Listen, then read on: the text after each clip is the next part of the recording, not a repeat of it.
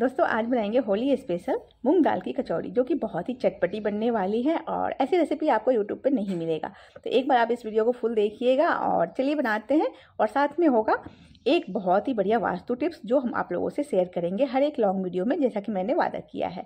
और ये कचौड़ी आप देख सकते हैं बिल्कुल बाजार जैसा क्रिस्पी और क्रंची बना है और बहुत ही चटपटी बनी है। मैं बनाऊंगी तो चटपटी तो बनेगी ही। तो मैंने ले लिया है मतलब 250 से 300 ग्राम इतना मैदा। मैं कभी भी नाप के खाना नहीं बनाती हूँ, थोड़े बहुत ज़्यादा होंगे तो पूड़ियाँ तल जाएंगे, अगर मसाला ज़्यादा बच जाएगा तो फिर उसके पराठे बन जाएंगे। तो इसलिए मैं इतना नापती नहीं हूँ, क्योंकि मैं घर में खाना बनाती हूँ। तो मैदा ले लिया है 250 से 300 ग्राम। उसके बाद डाल दिया है उसमें नमक मैं हमेशा लाइट वाला डालती हूँ, जो व्रत वाला नमक होता है वही इस्तेमाल करती हूँ। और 4 चम्मच घी डाल के पहले इसको मिक्स कर लेंगे। बहुत ज़्यादा नहीं मसलेंगे, 1 मिनट तक मसलेंगे, 1 से 1.5 मिनट। और उसका इस तरह से बांध के देखेंगे, अगर ये बंध रहा है तो आपका मैदा बन के रेडी है। आप चाहें तो इसको आटा से भी बना सकते हैं, पर मैं अपने बच्चे के लिए बना रही हूँ तो मैं मैदे से बना रही हूँ, क्योंकि अभी बच्चे हैं वो खा सकते हैं। हाँ, हम अपने लिए जब बनाएंगे तो मैं इसको गेहूं के आटे से बनाऊंगी, वो भी मैं आप लोगों से शेयर करूंगी। तो जब हल्का सा मिक्स कर ले 1 से 1.5 मिनट और हाथ में आपका आटा बंधने लगे तो थोड़ा थोड़ा पानी डाल के छींटे लगाने हैं पानी के। पानी हाथ पे लेना है, फिर डालना है और बस आटा को जोड़ लेना है। आटा को बहुत ज़्यादा मसलने की जरूरत नहीं होती है कचौड़ी बनाने के लिए, क्योंकि हमें सॉफ्ट कचौड़ी नहीं, हमें क्रिस्पी कचौड़ी चाहिए होगा। तो इसके लिए बस आटा को आपको जोड़ लेना है। आपने देखा मैंने आटा को बिल्कुल भी नहीं मसला और गीले कपड़े से ढक के रख दिए हैं। कम से कम आप उसको 1 घंटे का रेस्ट दीजिए, तब जाके वो आटा बहुत ही सॉफ्ट हो जाएगा। उसको हमने मसल के सॉफ्ट नहीं किया है, उसको हमको रेस्ट करवाना है और सॉफ्ट करना है। इधर हम पैन ले लेंगे और पैन में कुछ सूखे मसाले डाले हैं, धनिया, जीरा, काली मिर्च और थोड़ा सा हींग डालेंगे और 4-5 लाल मिर्च। इन सबको डाल के हम इसको भून लेंगे। थोड़ी सी अजवाइन भी डाल देंगे। जब हल्का सा मसाला रोस्ट हो जाएगा फिर हम डालेंगे चना भुना हुआ है, फिर भी हल्का सा रोस्ट कर लेंगे, अपने हिसाब से हल्का सा रोस्ट कर लेंगे। और सबको उसके बाद उसी पैन में हम डाल देंगे मूंग का दाल। तो मूंग का दाल हमेशा ही मैं धो के ड्राई कर लेती हूँ धूप में 4-5 दिन के लिए, और फिर ये हमेशा ही मेरे किचन में रहता है। और जब भी इस तरह की चीज़ें बनाती हूँ तो मैं इससे बनाती हूँ। मैं दाल को पोंछ के कभी नहीं बनाती हूँ, पहले मैं उसको 1 घंटे के लिए भिगोती हूँ और उसके बाद धूप में सुखाती हूँ और फिर उसको स्टोर कर लेती हूँ। अगर मैं 1 महीने या 2 महीने के अंदर कुछ नहीं बना पाई तो मैं जो रोज़ाना की दाल बनाती हूँ वो बना लेती हूँ, और नहीं तो फिर ये सब चीज़ें कचौड़ी वगैरह पराठे वगैरह बन जाते हैं। तो इस तरह से मूंग को आपको धो के सुखा लेना है, ना कि आपको टॉवेल से पोंछना है। पोंछने से केमिकल नहीं हटता है। फिर मूंग जब रोस्ट हो जाएगा उसी पैन में हम डाल देंगे सरसों का तेल। सरसों का तेल में ही आपको बनाना है, 4 से 5 चम्मच डालना है, उससे ज़्यादा नहीं डालना है। और उसके बाद आपको उसमें डाल देने हैं 2 चम्मच बेसन। 2 चम्मच बेसन हल्का सा रोस्ट करेंगे। और ये सारा जो आप करेंगे तो आपको गैस को स्लो ही रखना है। उसके बाद बेसन जब आपका हल्का सा रोस्ट हो जाए तो उसमें हल्दी मिर्च डाल दीजिए और उसके बाद हल्का सा चलाइए एक बार और गैस को बंद कर दीजिए। इधर हमने जो सामान रोस्ट किए थे, जितनी दालें वगैरह रोस्ट किए थे, ड्राई फ्रूट्स, काजू, बादाम, सबको आपको रोस्ट कर लेना है। तो सबको रोस्ट करके अब इसको पीस लेंगे। तो इसको आपको बारीक बारीक ही पीसना है, बहुत ज़्यादा दरदरा नहीं रखना है, ना ही बहुत ज़्यादा फाइन पाउडर बनाना है। इमली को मैंने रात में ही भिगो दिए थे, जिससे कि अच्छे से सॉफ्ट हो जाए। और इस तरह से आपको छान लेना है। आप चाहें तो सीधा पल्प को निकाल के कच्चा भी डाल सकते हैं, पर मैं कढ़ाई में डाल के उसको रोस्ट करूंगी 5 से 7 मिनट तक, क्योंकि मुझे इसे लंबा टाइम तक स्टोर करना है। जैसे कि आप मेरे फॉलोअर्स हैं और आप जानते ही हैं कि मैं ये सब चीज़ें अपनी बच्ची के लिए बनाती हूँ और उसको हॉस्टल में 1 से 2 महीना तक इंजॉय करना होता है, तो ये खराब ना हो, इसलिए मैं अच्छे से इमली को अच्छे से रोस्ट कर ली हूँ बेसन के साथ। आप देख सकते हैं बेसन भी फूल गया है बिल्कुल। अब हम नमक डालेंगे। नमक हम थोड़ा सा ध्यान रखते हुए कम डालेंगे, क्योंकि जो चीज़ें हम इस्तेमाल करेंगे हर चीज़, जैसे चना डाला हमने भुना हुआ तो उसमें भी नमक था, तो इसलिए आपको नमक थोड़ा सा ध्यान रखते हुए डालना है। अभी नमक कम डालना है और फिर सारी चीज़ों को आपको पीस लेना है। तो आधा जब पीस लिया मैंने, थोड़ा सा बच गया, उसमें हम डाल देंगे अब सेव। आलू भुजिया डाल दीजिए, जो भी नमकीन आपके पास हो वो आप डाल सकते हैं। और सबको पीस लिया मैंने और उसके बाद सारे को बेसन में डालते जाइए और गैस को स्लो। अब क्रंच के लिए हम 0 नंबर का सेब होता है, वो छोटी कटोरी से 2 कटोरी मैंने डाला है। और आप चाहें तो इसके साथ साथ काजू बादाम को भी काट के ही डाल सकते हैं पीसने की बजाय, पर मेरी बेटी को पसंद नहीं है उतना ज़्यादा क्रंच काजू बादाम वाला, उसको अच्छा नहीं लगता अगर उसके मुंह में आता है काजू बादाम के टुकड़े। तो मैं इसलिए जो भी चीज़ें बनाती हूँ तो मैं उसमें पीस के ही डाल देती हूँ। और खिलाना तो मुझे है ही, मैं मम्मी हूँ तो मैं छोड़ूंगी तो नहीं, खिला के ही रहूँगी। इधर मैदे ने भी रेस्ट कर लिया है 1 घंटे का, और अब इसको हल्का सा मिक्स करेंगे। बहुत ज़्यादा इसको मसलना नहीं है, आपको गूंथना नहीं है, बस देख सकते हैं आटा सॉफ्ट हो गया है। और इसको इस तरह से मिक्स कर लीजिए और इसकी लोइयाँ बना लेंगे। लोइयाँ आप छोटे छोटे टुकड़ों में काट भी सकते हैं और चाहे तो हाथों से भी तोड़ के बना सकते हैं। तो जैसे आपको ईजी लगे वैसे आप कर लीजिएगा, इस तरह से बना लीजिएगा। और बहुत ही टेस्टी वाली कचौड़ी बनेगी आपकी, बहुत ज़्यादा स्वादिष्ट बनेगी। और पहले छोटे छोटे टुकड़ों में काट लीजिएगा और उसके बाद उसको लोई बना लीजिएगा। इस तरह से लंबा लंबा कर लीजिए और फिर छोटी छोटी लोई बना लीजिए। जितनी बड़ी साइज़ की कचौड़ी आपको खाना हो, पसंद हो, उस तरह से बड़ी छोटी जैसी भी बनानी हो अपने अकॉर्डिंग बना लीजिएगा। जैसा आपके घर में पसंद हो, आपके बच्चे को, आपको उस तरह से बना लेके रख सकते हैं।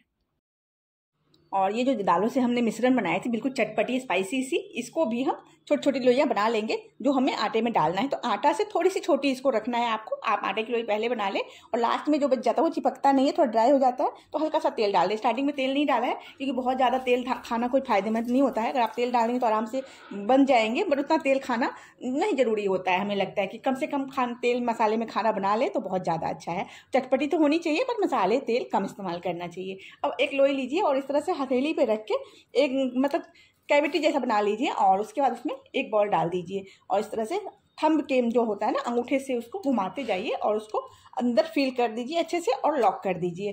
तो जैसे जैसे आप उसको घुमाएंगे वैसे वैसे ऊपर से छोटा होता जाएगा और इस तरह से आपको चिपका लेना है। इस तरह से आपके चिपकाने से क्या होगा कि ये डबल पैक हो जाएगा। एक बार चिपकाया फिर उसके बाद घुमाया और उसके बाद गोल कर दिया। तो मैं तोड़ के नहीं फेंकती हूँ, आप चाहे तो ऊपर वाला आटा जो है वो निकाल सकते हैं। अब मैं थोड़ा सा हाथों में पानी लगाती हूँ और इसको गोल गोल इस तरह से घुमाते हुए इसको चिकना कर लेना है। जब हल्का सा थोड़ा सा पानी लगाएंगे ना वो अपने आप आपको चिकना दिखेगा, एकदम चिकना हो जाएगा। पानी बहुत नहीं लगाना है, बहुत कम पानी लगाना है और उसके बाद इस तरह से सारे ही आपको बना लेने हैं। तो एक ऐसे आराम से बन जाएगा, कोई दिक्कत नहीं आएगी। बस आप डबल लॉक जरूर करिएगा। डबल लॉक करने से ना आपके जो उसमें दाल जो हमने भरी है ना वो बिल्कुल भी आपके तेल में एक भी फूटने का चांस नहीं रहता है, एक भी नहीं टूटेंगे और आपका तेल गंदा नहीं होगा बिल्कुल भी। अगर ये टूट जाते हैं ना तो फिर तेल में भी चला जाता है और इसके अंदर भी, कचौड़ी के अंदर भी तेल बहुत भर जाता है। तो इसलिए आपको कैसे भी लॉक करना है पर डबल लॉक करना है। तो दोनों तरीके से मैंने आपको बता दिए हैं। तो अगर गोल गोल करके करते हैं तब भी बस पानी हाथ में लगाइए और उसको चिपका दीजिए थोड़ा सा और उसके बाद इस तरह से हाथों से हथेली पे रख के उसको घुमा दीजिए। कहीं भी आप क्रैक दिखा तो इस तरह से पिंच पिंच करके फिर से उसको चिकना कर दीजिए। हल्का सा पानी लगाइए, बहुत ज़्यादा पानी नहीं लगाना है, बहुत कम पानी लगाना है आपको। और इस तरह से गोल गोल कचौड़ियाँ बना लीजिए। फिर एक बार हल्का सा पुश कर दीजिए, बहुत ज़्यादा नहीं करना, हल्का सा करना है। इससे क्या होता है जब हम तेल में डालेंगे ना तो वहाँ से प्रेशर लगेगा तेल का और एकदम से फूली फूली कचौड़ियाँ आपकी बनेगी। कचौड़ी में आपको सिर्फ ये ध्यान रखना है कि बस लॉक जो आप करेंगे वो आपको डबल लॉक करना है। एक बार लॉक किया फिर डबल लॉक किया, उसके बाद थोड़ा सा हाथों में पानी लगाया और जो है बच गया है एक्स्ट्रा उसको चिपका देना। उसको तोड़ के फेंकना नहीं है, उसी में चिपकाना है और उसके बाद हाथों पे हथेली पे रख के इस तरह से घुमा देना है। 5 से 6 बार घुमा देंगे, चिकना होने तक बिल्कुल चिकना कर लेना है, जिससे कि आपकी कचौड़ी बिल्कुल चिकनी बनेगी। तो बस आपको यही टिप्स मैं दूंगी कि आपको कचौड़ी को बिल्कुल चिकनी बनानी है और डबल लॉक करना है। तो आप इस तरह से अगर आप लॉक करते हैं तो एक भी कचौड़ी आपकी तेल में फैलेगी नहीं और आपकी तेल बिल्कुल भी गंदी नहीं होगी। अब तेल रख दिया गैस पे गर्म होने के लिए और सरसों का तेल लिया है मैंने। कचौड़ी वगैरह सरसों के तेल में ही अच्छी बनती है और हल्का सा आटा डाल के देख लिया है तो तेल हमारी ठंडी से थोड़ी सी ज़्यादा गर्म है। आप देख सकते हैं जब कचौड़ियाँ हम डाल रहे हैं तो बिल्कुल थोड़ी थोड़ी सी बुलबुला हो रहा है, थोड़ा थोड़ा सा गुनगुना सा तेल है। और जैसे जैसे कचौड़ियाँ डाला और उसका तेल जो है थोड़ी सी गर्म ज़्यादा होना स्टार्ट हो गया। इस तरह से कचौड़ी पे तेल आपको उछाल देना है। तेल बहुत ज़्यादा नहीं डालना है, बस इतना डालना है कि डिप हो जाए आपकी कचौड़ी और इस तरह से हल्का हल्का तेल ऊपर डाल देना है। बहुत ज़्यादा वेट नहीं करना है, आधे मिनट से भी कम में हल्का सा आपको फूला फूला सा दिखने लगेगा। जब भी हल्का सा फूला सा दिखने लगे आप उसको कचौड़ियों को हिला देना है, और नहीं तो फिर नीचे ना वो आपका पकड़ लेगा और एक स्पॉट सा बन जाएगा, निशान बन जाएगा और फिर बिल्कुल प्लेन सी कचौड़ी नहीं फ्राई होगी आपकी। तो इस तरह से आप देख सकते हैं कहीं कहीं क्रैक दिख रहा है, पर वो क्रैक जो दिख रहा है वो बिल्कुल भी फैलेगा नहीं, मसाला एक भी हमारा बाहर नहीं निकलेगा। तो इस तरह से आपको हल्का हल्का हिलाते रहना है, बहुत ज़्यादा नहीं हिलाना है पर हल्का सा हिला देना है आपको। और इसको बनने में, फ्राई होने में टोटल आपको 8 से 10 मिनट लग सकता है। तो इसके लिए आपको उसको बीच बीच में हिलाते रहिए और बाकी का अपना कचौड़ी बनाते रहिए, तो फिर सेकंड बैच भी आपका आराम से बन जाएगा उतने टाइम में। तो सारे कचौड़ियाँ इस तरह से बना लीजिए। तो आप देख सकते हैं तेल एकदम साफ है, आपको क्रैक थोड़ा थोड़ा सा दिख रहा होगा लेकिन तेल बिल्कुल क्लीन है। तो इस तरह से आपका जब ब्राउन हो जाए तो उसको निकाल लीजिए और एक सेट लाइट निकालिएगा, क्योंकि जब हम इसको ठंडा करेंगे ना तो फिर इसका कलर जो है अपने आप डार्क हो जाएगा। तो एक सेट लाइट निकालना है आपको और आप इस तरह से तेल को निकाल लीजिए। और इधर देखिए सारी कचौड़ियाँ हमारी बन गई हैं और तेल गैस को जब हमने निकाला तो तेल हमारा गर्म था, तो गैस को फिर से मैंने बंद कर दिए और सेकंड बैच डालने के लिए मैंने फिर से स्टार्ट किया है। तो तेल को आपको टेम्परेचर जो है वो बिल्कुल मेंटेन रखना है, तभी आपकी कचौड़ियों पे ऊपर से बबल्स नहीं बनेंगे। नहीं तो आप देखते होंगे कि जो बबल्स ऊपर आ जाते हैं गोल गोल से, तो वो चीज़ें नहीं चाहते हैं, बिल्कुल प्लेन कचौड़ियाँ चाहते हैं अगर आप, तो फिर आपको इस चीज़ को फॉलो रखना पड़ेगा। इसके लिए सिर्फ आपको तेल का ध्यान रखना है। अगर तेल ज़्यादा गर्म हो रही है तो गैस को बंद कर दीजिए। तो इस तरह से आपको तेल का जो टेम्परेचर है ना बिल्कुल मेंटेन रखना पड़ेगा। और एक बार में आप 7 से 8 या 10 भी आप डाल सकते हैं। पर मैं थोड़ा सा तेल कम गर्म करती हूँ, क्योंकि इतना तेल भी जो अब जल जाता है तो हमारे हेल्थ के लिए अच्छा नहीं होता है। तो इसलिए मैं तेल थोड़ा कम ही रखती हूँ और थोड़े थोड़े करके मैं मतलब 7-8 एक बार में करके इस तरह से मैं फ्राई कर लेती हूँ सारी कचौड़ियों को। और इस तरह से सारी कचौड़ियाँ फ्राई हो जाएगी आपकी, बहुत ही आराम से हो जाएगी। और इसको आप महीना 2 महीना तक एंजॉय कर सकते हैं। ये बिल्कुल भी ख़राब नहीं होगा, क्योंकि जब हमने इमली का पल्प डाला है उसको भी हमने अच्छे से भून के ही डाला है। तो इस तरह से सारी कचौड़ियाँ तैयार कर लीजिए। और आज का वास्तु टिप्स ये है फ्रेंड्स कि जब भी आपका किचन अगर साउथ में हो या साउथ ईस्ट में हो तो किचन बहुत अच्छा माना जाता है। बट उसमें आप रेड की बजाय, जैसे कि कहा जाता है कि रेड यूज करना है साउथ में, लेकिन किचन वगैरह में या कमरा भी अगर साउथ का होता है तो उसमें आपको ग्रीन इस्तेमाल करना है। जैसे मैंने अपने किचन में ग्रीन प्लांट लगा रखे हैं, मतलब जो कटिंग करती हूँ पत्ते में लगा लेती हूँ, जब तक वो सूखता है तब तक, फिर बाद में मैं चेंज कर लेती हूँ। तो साउथ में डायरेक्शन में आप कुछ ग्रीन चीज़ें रखते हैं तो बहुत ही अच्छा होता है, मन को शांति मिलती है और हमेशा मन खुश रहता है। अगर आप रेड रखते हैं तो मतलब साउथ डायरेक्शन भी रेड होता है, ऊपर से आप उसमें रेड चीज़ें रखते हैं तो बहुत ज़्यादा गुस्सा आता है। और इधर देख लीजिए कितनी क्रिस्पी हमारी कचौड़ी बन के रेडी हो गई है। और मैं सारे तो कचौड़ी तोड़ तोड़ के नहीं दिखाऊंगी और यूट्यूबर की तरह, क्योंकि मुझे बर्बाद नहीं करने हैं। क्रंच आप देख सकते हैं, बहुत अच्छा क्रंची बना है और अभी बहुत गर्म है तब भी इतना क्रिस्पी है। और अगर आप ठंडा हो जाएगा तो आप क्रंच सुन सकते हैं, जबकि अब ये बहुत गर्म है, छुआ भी नहीं जाता हाथ में, और ठंडा होने के बाद ये और ज़्यादा क्रिस्पी हो जाएगा। और तेल आप देख सकते हैं सारा फ्राई हो गया है और तेल बिल्कुल क्लीन है, साफ़ सुथरा है।